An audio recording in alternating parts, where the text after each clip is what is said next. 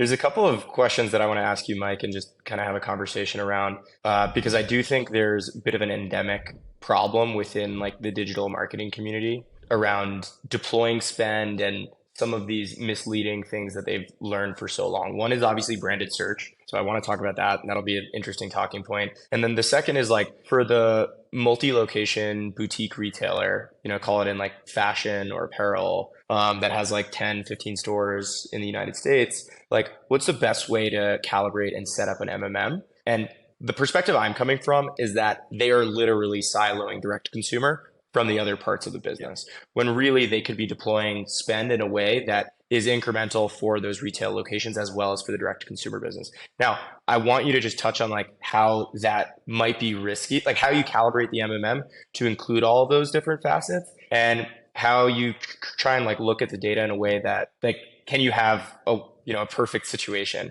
or do you see cannibalization on direct to consumer if you try and stretch budget in a way that is also incremental to the retail locations? This is something I'm like actively talking to a lot of prospects about, and they're not, no one knows really what the right answers are. These are really good questions. I mean, I'll preview the second part, like the 10 to 15 boutique locations. That's a really hard problem. So I'm interested in brainstorming with you, but that's a tough one. Yeah. Let's talk about branded search. I mean, branded search it's a really easy one to reason about.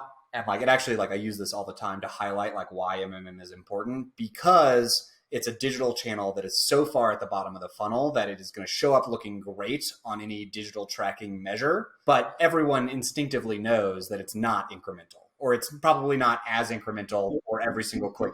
You'd be surprised on that front too, though. Like, Really? I got off too. I mean, this is very interesting though. Like just some CMOs, and I do think the role of the CMO needs to become a little bit more like a data economist, almost like an analyst in a way. I had literally two conversations in the past couple of weeks. New CMO coming on board, and they're like, "Yeah, we've reallocated our spend. We allocated more spend towards branded search." And I'm just like, "Come on, increased our marketing efficiency ratio." It's just, and MER sometimes is not the best, the best indicator. No. So yeah, sorry to interrupt you, but I mean, you think it's obvious when you're dealing in data all day and talking about this stuff. It's a good reminder that I have a myopic view of the world. No, I mean, I think it's at least easy to like talk through this idea of, look, if they are searching for your brand, they have already heard of you and they are interested in engaging with you more. And it's unclear if having that top spot in Google, what that actually adds, like paying Google for that click, how much does that actually add to your business? And I think, it's also hard because like there are times when brand search is incremental. And I've talked about this there are a bunch of ways that if your competitors are actively bidding on your terms and your products aren't that differentiated, or you don't have that much brand loyalty, like then you might need to spend money to defend that top spot, and it might be worth it for you. But it's going to depend business to business.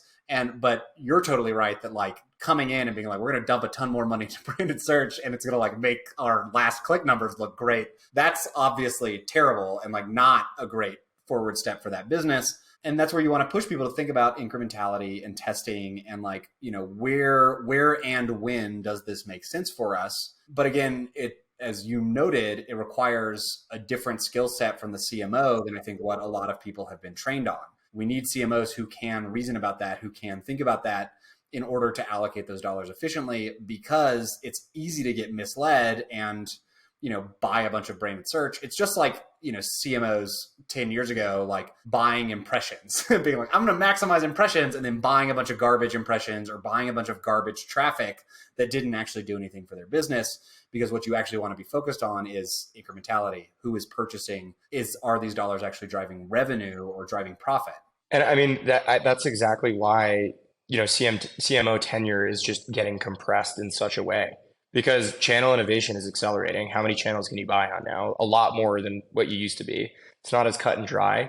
There's a lot of conjecture, So I think a lot of CMOs need to really kind of look at their skill sets and if you're an aspiring CMO, like you need to really understand the data landscape. Let's go back to the boutique question. I know there's like no right answer for it. I've just been like kind of, knocking my head against the wall too of like, how do you, because you can slice an MMM in so many different ways. Like you can just look at one location, you can look at all the locations, you can look at the third-party commerce locations, direct to consumer, and I'm just curious what your take is. Yeah, I mean, this is like a really sticky problem because they're not like their DTC is national. They have some amount of geographic focused boutiques, and that makes the MMM problem much more difficult. And so like, honestly, in this situation, like this is a place where I would focus a little bit more on testing. And because then like the benefit of their situation is that you can really do a lot of like nice geographic level isolation stuff and be like, look, like if we do a Facebook campaign in the surrounding area of these 2 stores, but not the other 12, do we see a lift, and can we get a read on incrementality there?